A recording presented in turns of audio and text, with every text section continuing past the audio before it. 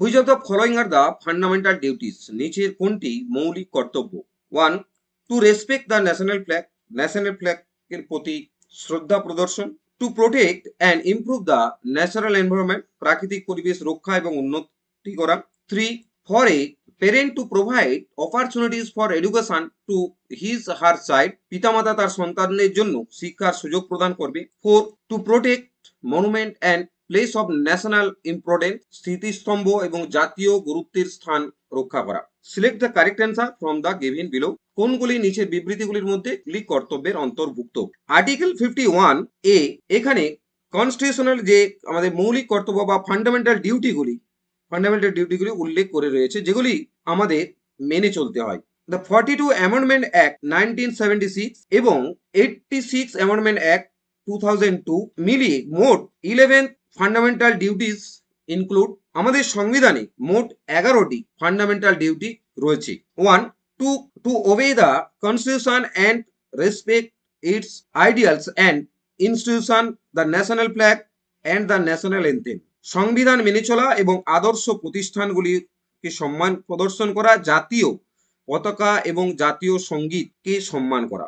Two cherish and follow the noble idea the inspire the national struggle for freedom, স্বাধীনতার জন্য জাতীয় সংগ্রামকে অনুপ্রাণিত করে এমন মহৎ আদর্শ লালন পালন এবং অনুসরণ করা। To uphold and protect to sovereignty unity and integrity of India, ভারতের সার্বভৌমত্ব, একতা, অখণ্ডতা সমুন্নত রাখা, রক্ষা করা।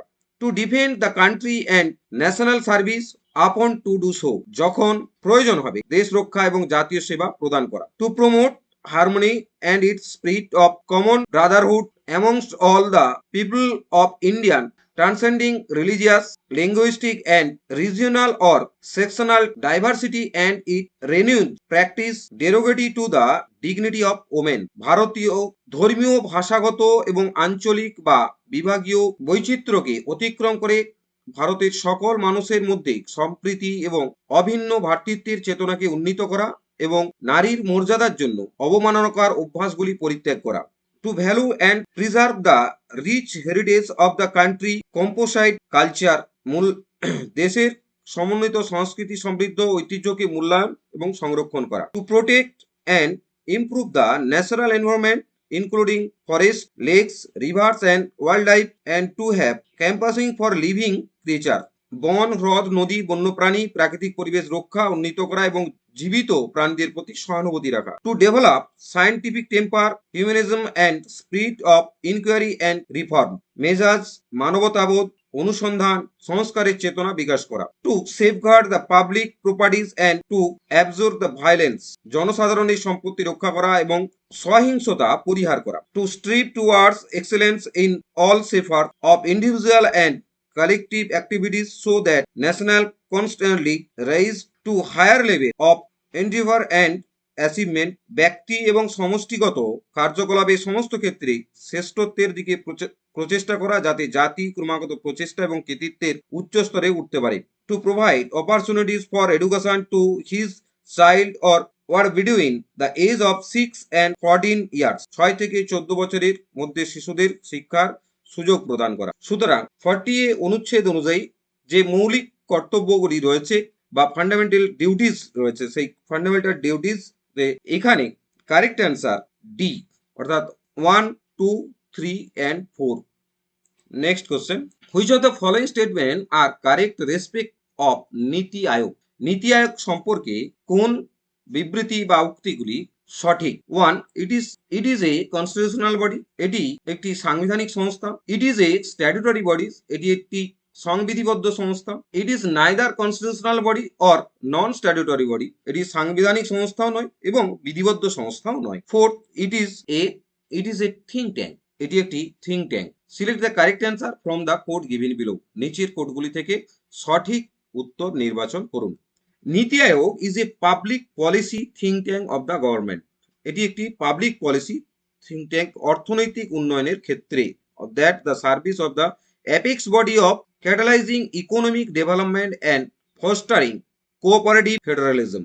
নীতি আয়োগ হলো ভারত সরকার একটি পাবলিক পলিসি থিঙ্ক ট্যাঙ্ক যা অর্থনৈতিক উন্নয়নকে এগিয়ে নিয়ে যাওয়ার জন্য অনুঘটক রূপে কাজ করে এবং সমবায় ফেডারালিজম কে উৎসাহিত করে। It is establish 2015 two replace the planning commission. যে প্ল্যানিং কমিশন ছিল আগে 1951-এ প্ল্যানিং কমিশন গড়ে উঠেছিল ভারতবর্ষের বিভিন্ন বিষয়ে উন্নতির লক্ষ্যে, যে 5 ইয়ার্স প্ল্যানিং গৃহীত হতো। সেই প্ল্যানিং কমিশনের পরিবর্তে 2015 সালে নীতি আয়োগ নামক একটি বডি বা একটি সংস্থা প্রতিষ্ঠিত হয়। এবং is neither is constitutional body nor is statutory body. এটি সাংবিধানিক সংস্থাও নয় এবং সংবিধিবদ্ধ সংস্থাও নয়। As it is not the establish by the constitution or an act parliament. এটি পার্লামেন্ট অ্যাক্ট দ্বারাও গঠিত নয়। বাট বাই ক্যাবিনেট রেজুলেশন, কিন্তু ক্যাবিনেট রেজুলেশনের মাধ্যমে এটি গড়ে উঠেছিল। সুতরাং correct answer is C 3 and 4। অর্থাৎ 3-তে রয়েছে it is neither constitutional body or not statutory body. এটি স্ট্যাটুটরি বডি বিধিবদ্ধ সংস্থা এবং কনস্টিটিউশনাল বডি সাংবিধানিক সংস্থাও নয়। 4-তে রয়েছে it is a think tank. এটি একটি public policy think tank. Next question, the National Judicial Appointment Commission NJAC has been declared unconstitutional by জাতীয় বিচার বিভাগীয় নিয়োগ কমিশন NJAC অসাংবিধানিক সংস্থা। এটি ঘোষণা করেছিলেন কে? The Supreme Court of India, the High Court and Supreme Court both, the President of India, ভারতের রাষ্ট্রপতি। The National Judicial Appointment Commission NJAC was the proposed body would have the replaceable for the appointment of transfer that would have been responsible for the appointment and transfer judge of the Supreme Court and High Court in India। ভারতবর্ষের supreme court এবং হাইকোর্টের জাজের appointment এবং তাদের transfer, এই বিষয়টি national Judicial Appointment commission বা NJAC দ্বারা করার একটি প্রস্তাব গৃহীত হয়েছিল বা গড়ে তোলা হয়েছিল। It has established by 99th constitutional amendment act NJAC act 2014। 2014 সালে 99তম অ্যামেন্ডমেন্ট অ্যাক্টের মাধ্যমে এটি গড়ে তোলা হয়েছিল। Which serve to replace the collegium system of judicial appointment that was based on the Supreme Court interpretation of Article 124 of the Constitution। যেখানে কলিজিয়াম system ছিল এই supreme court এবং হাইকোর্টের জাজ অ্যাপয়েন্টমেন্ট এবং তাদেরকে ট্রান্সফারের ক্ষেত্রে দায়িত্ব গ্রহণ করতেন কলিজিয়াম সিস্টেম, তার পরিবর্তে এটা গড়ে তোলা হয়েছিল। কিন্তু on 16 October 2015 the Supreme Court of India declared both Constitutional Amendment Act NJAC Act as unconstitutional। অর্থাৎ NJAC এটি হচ্ছে অসাংবিধানিক সংস্থা। 16 অক্টোবর 2015 সালে সুপ্রিম কোর্ট ডিক্লেয়ার করেন। বলা হয় they violate the basic structure of constitution and undermined the independence of the judiciary. এটা সংবিধানের মৌলিক কাঠামো লঙ্ঘন করেছে এবং বিচার বিভাগের স্বাধীনতাকে ক্ষুণ্ণ করেছে। এই তথ্যের উপর ভিত্তি করে সুপ্রিম কোর্ট এই NJAC এটিকে রদ করেন বা অসাংবিধানিক হিসাবে ঘোষণা করেন। সুতরাং correct answer A, the Supreme Court of India. Supreme Court of India, the National Judicial Appointment Commission NJAC has been declared the unconstitutional body. Next question, instead of holding of the office during the pleasure of the president, who among the following holds office during good behavior? রাষ্ট্রপতি সন্তুষ্টির সময় পদে অধিষ্ঠিত হওয়ার পরিবর্তে নিম্নোক্তের মধ্যে কে ভালো আচরণের কারণে পদ ধারণ করেন? 1 governor of state, 2 attorney general of India, 3 জাজ of high court, 4 administrator of union territory. এটি কেন্দ্রশাসিত অঞ্চলের প্রশাসক। Select the correct answer from the giving below.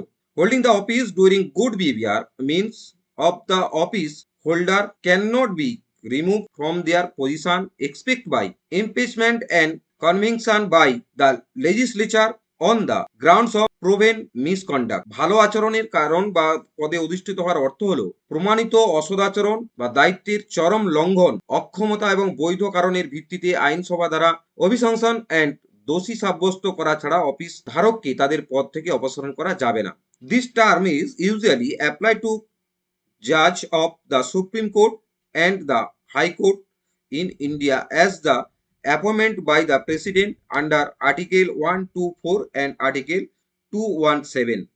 Article 217 এবং আর্টিকেল 124 এই অনুযায়ী দ্য প্রেসিডেন্ট বা ভারতের সুপ্রিম কোর্ট এবং হাইকোর্টের বিচারকদের ক্ষেত্রে প্রযোজ্য হয়, কারণ তারা যথাক্রমে সংবিধানের 124 এবং 217 অনুচ্ছেদের অধীনে রাষ্ট্রপতি দ্বারা নিযুক্ত হন। সুতরাং এখানে কারেক্ট অ্যান্সার বি, জাজ অব দ্য হাইকোর্ট। আজকের ভিডিও ক্লাস এখানে শেষ করছি। ভিডিওটি কেমন লাগলো কমেন্ট করুন, বন্ধুদের শেয়ার করুন। চ্যানেলটিতে নতুন এসে থাকলে সাবস্ক্রাইব করে পরের ভিডিও ক্লাসের নোটিফিকেশনের জন্য অপেক্ষা করুন। Thank you.